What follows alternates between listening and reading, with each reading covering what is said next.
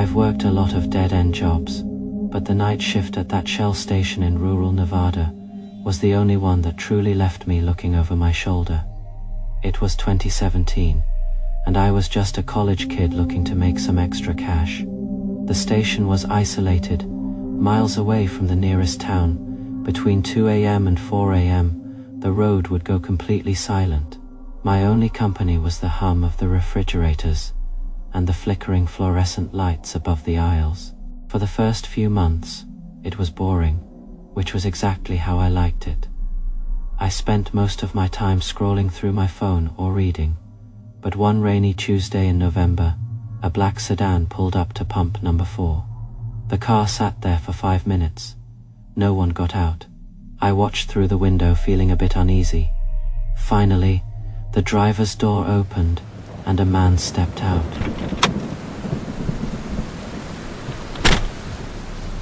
He was tall, wearing a yellow raincoat that looked far too large for him. He didn't pump gas. Instead, he walked straight to the store entrance. The bell chimed as he entered, but he didn't look at me. He walked to the back of the store and stood in front of the milk crates, just staring. "Can I help you with something?" I asked, my voice cracking slightly. He didn't respond. He just stood there, his back to me, perfectly still. I could see the rainwater dripping off his yellow coat, forming a puddle on the floor.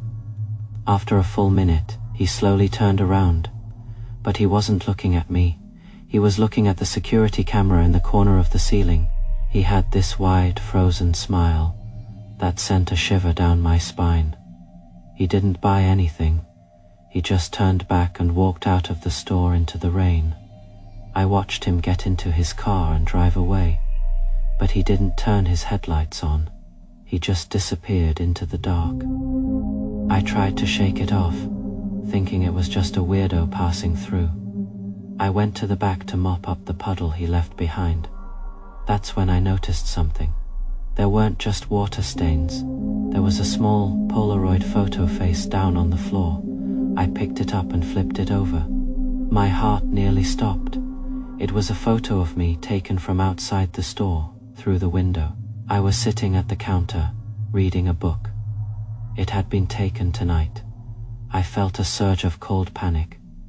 I looked back at the front door, expecting him to be standing there again. The store was empty, but the silence felt different now, heavy, like someone was hiding just around the corner. I ran to the counter and checked the security monitor. I rewound the footage to 10 minutes ago. I saw myself reading, just like in the photo. Then, I saw a flash of yellow in the darkness outside the window.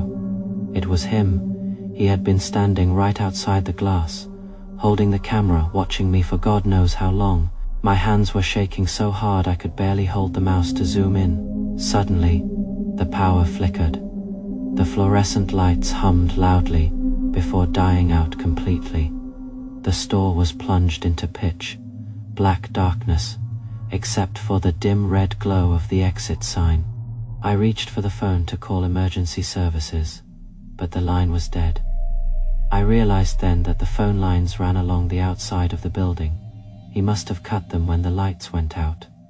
Then, I heard it. The store's back door, the one leading to the storage room.